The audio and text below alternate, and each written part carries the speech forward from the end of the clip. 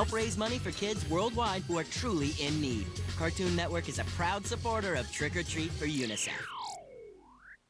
CNN Sunday, Laura Bush and Teresa Heinz Kerry. Days before the election, an intimate portrait of the women behind the men who want to be president. Paula Zahn hosts People in the News, CNN Sunday night, 7 Eastern.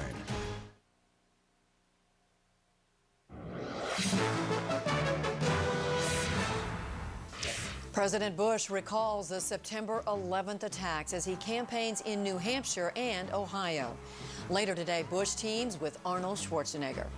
Senator Kerry keeps his eye on Iraq as he swings through Florida. Tonight, Kerry takes the stage for a second straight day with Bruce Springsteen. Welcome back to Inside Politics. I'm Judy Woodruff in New York this Friday.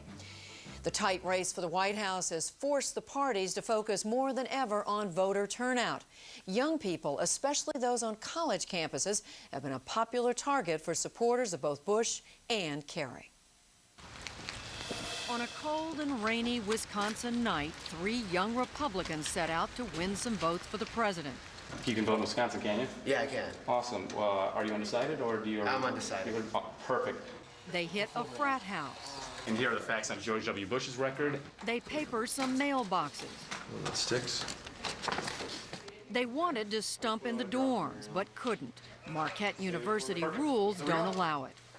Warm and dry on campus, about 300 girls and a handful of boys have been waiting for more than 2 hours to hear actor Jake Gyllenhaal pitch for John Kerry. It was nearly a Beatle moment. The picture taking and pavement pounding is all part of an effort to energize a group infamous for its lack of political energy. Young Americans ages 18 to 24, about 40 million people. They love their MTV president. But since 1992, they've withdrawn again, about 40% turning out to vote in the last presidential election. Will this year be different? It could. As political passions run high, a Harvard study shows students more fired up than ever, with more than 70% pledging to cast ballots. Were you voting for President Bush? Oh, that's fantastic. That's what I like to hear. Marquette's young Republicans call their campus Bush Country. They've hosted the twins, Jenna and Barbara, and they are active on the debate scene. But on Tuesday night, Democratic star power triumphed. The focus of the frenzy was to encourage students to take part in early voting. You're not on the voter roll when you arrive.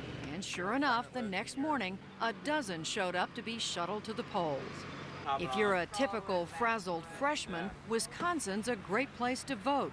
You can do it early, and you can do it even if you haven't registered before. What we tell them is that they can either bring down something that has their address on it, proof of residency, or if they have another student that is already registered to vote, that student can vouch for them. But when the students traipsed into City Hall, they found a very, very long line. 2 hours long, in fact. They stuck it out. Because next Tuesday is a pretty busy day for class, so this way it's easier, and I know I'll definitely get to it. But campus organizers seemed concerned. They probably will miss classes if they go to vote, so we are warning them that it may not be their best option to vote early now. Still, they kept shuttling students to the polls as they set their sights on Tuesday, when campus Democrats... This is our future, you guys. This is our future. And campus Republicans... It's going to be close this year, so bring out all your friends, too. ...will square off on common ground. Well, you saw early voting in that report. Early voting, in fact, appears to be catching on around the country, especially out west. A new Annenberg survey finds that 14% of registered voters